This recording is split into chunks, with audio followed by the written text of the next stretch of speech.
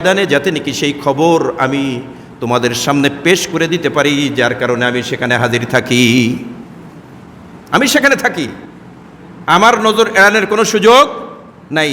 ইন্নাল্লাহা বিকুল্লি শাইইন আলিম, নিশ্চয় আল্লাহ সমস্ত ব্যাপারে অবগত রয়েছেন।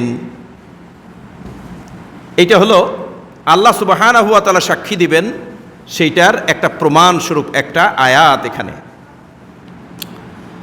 আল্লাহু আকবার। সূরা মুজাদিলা, এই আয়াতটা যেটা পাঠ করলাম সূরা মুজাদিলার 6 নম্বর আয়াত।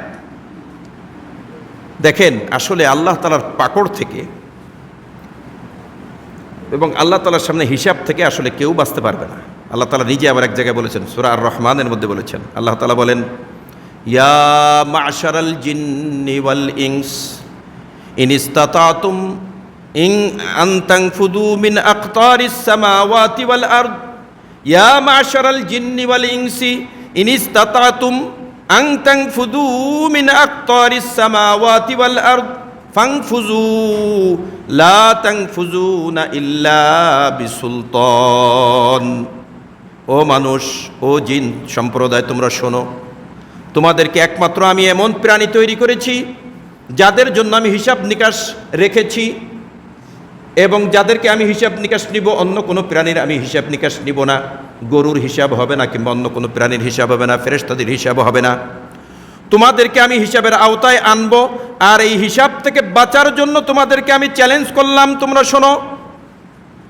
ওই দিন যদি তোমরা কেউ এই হিসাব থেকে বাঁচতে চাও এবং পালাইতে চাও, তো তোমাদেরকে প্রকাশ্যভাবে আমি চ্যালেঞ্জ করতেছি, তোমরা এটা শুনে রাখো, ইয়া মা'শারাল জিন্নি ওয়াল ইনসি ইন ইসতাতাতুম আন তানফুদু মিন আকতারিস সামাওয়াতি ওয়াল আরদ, জমিন অথবা আসমানকে অতিক্রম করে এর থেকে বের হয়ে যাবে, এরকম যদি তোমরা মনে করো, তাহলে ঠিক আছে, তোমরা ফানফুজু, তাহলে জমিনের অংশ থেকে এবং আসমানের অংশ থেকে তোমরা বের হয়ে যাও। আল্লাহ বলতেছেন বের হয়ে যাও। আবার কি বলছেন?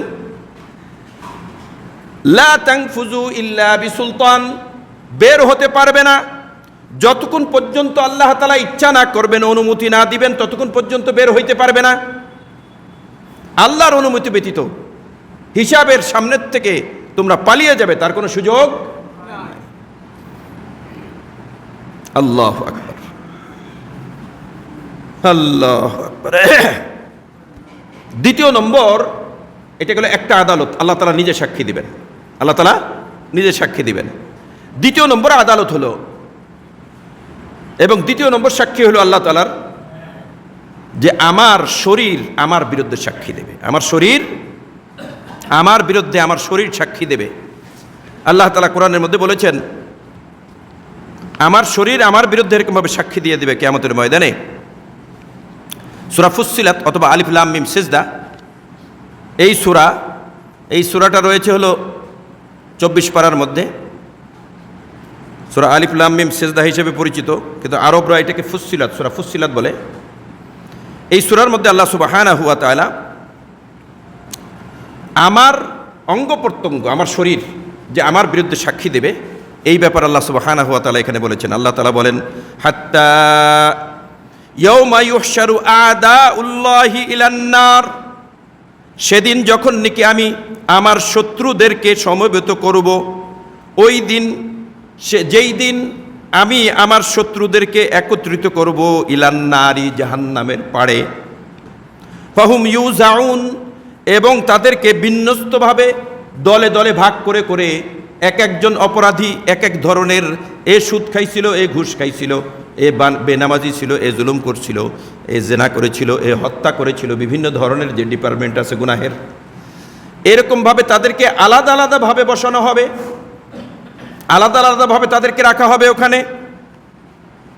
তখন কি করা হবে? অতঃপর আল্লাহ তাআলা বলেন, হাত্তা ইযা মা জাউহা, যখন নাকি সকলেই সেখানে পৌঁছে যাবে, তখন আল্লাহ তাআলা বলেন, তখন ওখানে পৌঁছানোর পরে আমি সাক্ষী গ্রহণ করা শুরু করব জাহান্নামের পাড়ে। শাহিদা আলাইহিম সামউহুম, সর্বপ্রথম সাক্ষী দেবে তার কান, তার কান তার বিরুদ্ধে সাক্ষী দেবে। কানকে আল্লাহ তাআলা কথা বলার সুযোগ দিবেন। এই ব্যাপারে আল্লাহ সুবহানাহু ওয়া তাআলা আবার সূরা ইয়াসিনের মধ্যে আল্লাহ তাআলা বলেছেন, আল ইয়াউমা নাখতিমু আলা আফওয়াহিহিম ওয়া তুকাল্লিমুনা আইদিহিম ওয়া তাশহাদু আরজুলুহুম বিমা কানু ইয়াকসিবুন।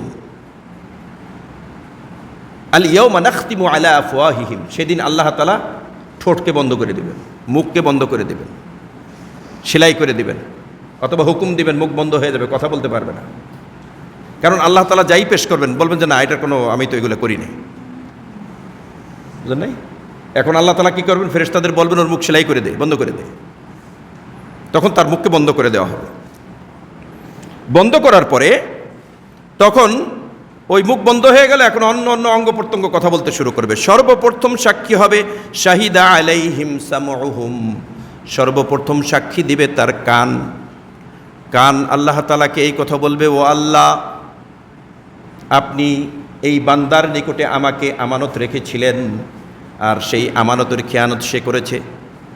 কান দিয়া কথা ছিল যে কোরআন তেলাওয়াত শুনবে, নামাজের মধ্যে ইমাম সাহেবের থেকে এরকম তেলাওয়াত শুনবে, ভালো কাজের কথা শুনবে, ওয়াজ শুনবে, এরকমভাবে ভালো ভালো কথা সে শুনবে। এই জন্য কানকে আমাকে দিয়েছিলেন তার জন্য। এবং দুনিয়াবি কাজ যেটা হালাল আছে, এই হালাল কথাগুলো সে শুনবে, কিন্তু সে হালাল তো শুনেই নাই, তার ধারে কাছে যায় নাই, বরঞ্চ সে সবসময়ই এরকমভাবে কান দিয়ে সে আমানতের খেয়ানত করেছে। কান দিয়ে সে যা শোনার কথা ছিল না সেইটা শুনেছে। আল্লাহ এর বিচার আমি চাইতেছি আপনার নিকটে। আল্লাহ, কত কঠিন কথা। ওয়া আবসারুহুম, এবং তার চোখ তার বিরুদ্ধে সাক্ষী দেবে। চোখের জবান আল্লাহ তাআলা খুলে দিবেন।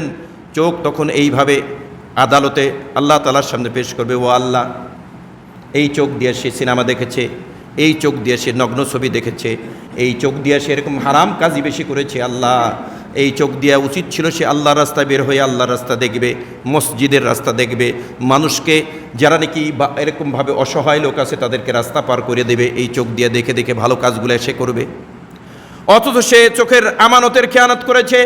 সে এরকম বেগানা নারীর প্রতি এরকমভাবে বেশি তাকাইতো, তার লাজ লজ্জাও কম ছিল। অন্য লোক অত তাকাইতো না, এ যেরকম আমাকে দিয়ে সে যত তাকাইতো। অতএব আল্লাহ, আমি আজকে সে আমার উপর জুলুম করেছে, আমি তার বিচার চাই। এবং অতঃপর আরও সাক্ষী দেবে ওয়া জুলুদুহুম, এবং তার চামড়া, ত্বক যেটা নাকি আছে সেটা। এই জুলুদুহুম বলতে সমস্ত জোড়াগুলা, শরীরের মধ্যে যত জোড়া আছে, আমার হাত, আমার পা, অঙ্গ প্রত্যঙ্গ, লজ্জা স্থান, সব এই জুলুদুহুমের মধ্যে শামিল হয়ে গেছে। থানভী রহমাতুল্লাহ আলাইহি বলেন যে এই জুলুদুহুমের অর্থ সমস্ত অঙ্গ প্রত্যঙ্গ। কেন? কারণ জুলুদুন শব্দের অর্থ হলো চামড়া। জুলুদুন মানে কি? চামড়া। আমাদের শরীরের কোনো অঙ্গ কি এমন যে চামড়া দিয়ে ঢাকা না? আছে নাকি এরকম? নাই। আমাদের পুরো শরীরের যত অঙ্গ আছে, আমরা আঙ্গুলটা চামড়া দিয়ে